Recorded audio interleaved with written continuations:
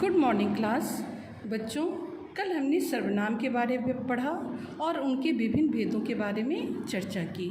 आज हम देखेंगे सर्वनाम के अंतिम भेद नीचवाचक सर्वनाम किसे कहते हैं। जो सर्वनाम वाक्य के कर्ता के साथ अपनीपन का बोध कराते हैं उन्हें नीचवाचक सर्वनाम कहते हैं। यहाँ अपनीपन का बोध होता है यानी स्वयं का बोध होता है तो उसे हम निजवाचक सर्वनाम कहते हैं। जैसे मैं अपना काम स्वयं कर लूँगी या मैं अपना काम खुद कर लूँगी, वह अपना काम स्वयं करेगा।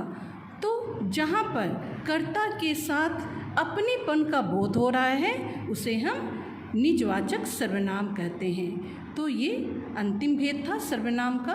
हम अब बुक में दिए हुए बैक एक्सरसाइज को भी देख लेते हैं। क्वेश्चन आंसर तो आप समझ ही गए होंगे जब मैंने सर्वनाम के भेदों की चर्चा की थी। अब हम यहाँ पर कुछ बैक एक्सरसाइज दिए हुए हैं आपके बुक में, वह भी देख लेते हैं।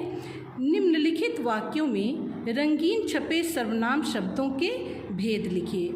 यहाँ पर जो भी रेड कलर से शब्द आए हुए हैं उनके सर्वनाम के यहाँ पर आपको भेद लिखने हैं।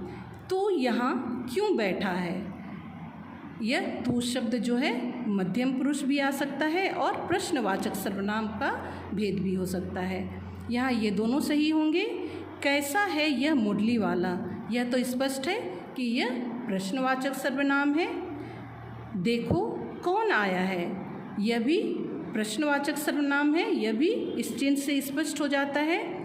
यह मेरी कार है, यह निश्चितता का बोध करा रही है इसलिए यह निश्चयवाचक सर्वनाम है।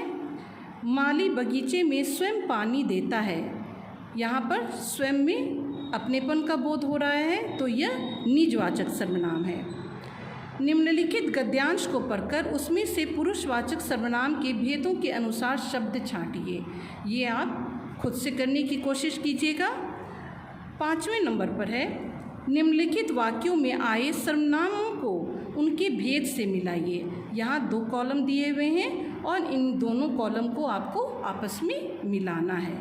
मैं एक लड़का हूँ, तो यहाँ मैं हो गया निजवाचक सर्वनाम। अपना काम स्वयं करो, यहाँ स्वयं जो है यहाँ पर गलत हो गया। मैं एक लड़का हूँ, यह उत्तम पुरुषवाचक सर्वनाम आएगा। यहाँ पर ये शब्द आएगा मैं उत्तम पुरुषवाचक सर्वनाम है। अपना काम स्वयं करो, ये निजवाचक सर्वनाम आएगा। कोई उत्तर तो दीजिए, तो यहाँ ये अनिश्चयवाचक सर्वनाम आएगा। कौन आया है, यह प्रश्नवाचक सर्वनाम आएगा। और तुम खाना खा लो, यह मध्यम पुरुषवाचक सर्वनाम होगा। तो इस प्रकार से ये दोनों कॉलम आपको आपस में मिलाने हैं। अब है यहाँ रिक्त स्थानों की पूर्ति कोष्ठकों में दिए सर्वनाम शब्द के उचित रूप द्वारा कीजिए। ये पुस्तकें डैश हैं, यहाँ पर तू का बहुवचन शब्द यहाँ पर लिखना है। तो ये पुस्तकें तुम्हारी हैं। मैंने डैश एक चित्र दिया, वह का एक वचन है तो यहाँ पर होगा मैंने उसे एक चित्र दिया। विश्वास नहीं हो रहा तो डैश तुम पढ़ लो, यह का एक वचन यहाँ पर करना है तो आप यहाँ पर लिखेंगे इसे तुम पढ़ लो। अध्यापक जी डैश पढ़ा रहे हैं, कौन का एक वचन आपको करना है तो आप यहाँ लिखेंगे किसे पढ़ा रहे हैं। तुम्हें डैश बुलाया है तो यहाँ कोई का एक वचन आपको करना है तो आप यहाँ पर करेंगे तुम्हें किसने बुलाया है। तो ये हो गया आपके रिक्त स्थान। अब है बहुविकल्पी प्रश्न। मैदान में कोई खड़ा है, 4 ऑप्शंस दिए हुए हैं, इसमें से आपको सही ऑप्शन चुनना है। तो यहाँ पर होगा अनिश्चयवाचक सर्वनाम।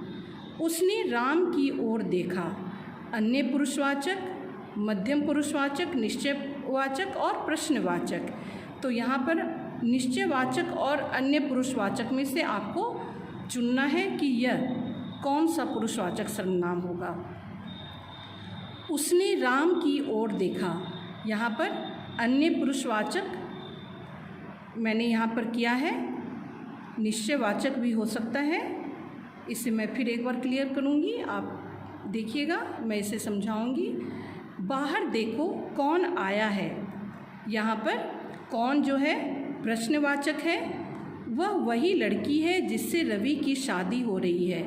यह संबंधवाचक सर्वनाम है और हमें अपना काम स्वयं करना चाहिए, ये निजवाचक सर्वनाम है।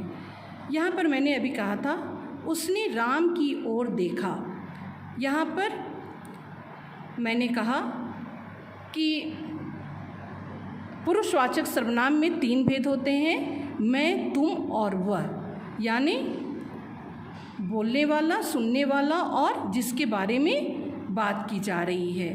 तो यहाँ पर उसने राम की ओर देखा, तो जिसके बारे में बात की जा रही है उस हिसाब से हम यहाँ पर देखें तो यहाँ पर अन्य पुरुषवाचक सर्वनाम होगा। तो इस तरह से हमने बैक एक्सरसाइज को भी देख लिया। आप सर्वनाम के भेदों को याद कर लीजिएगा और बुक में बैक एक्सरसाइज को भी बना लीजिएगा। Thank you class.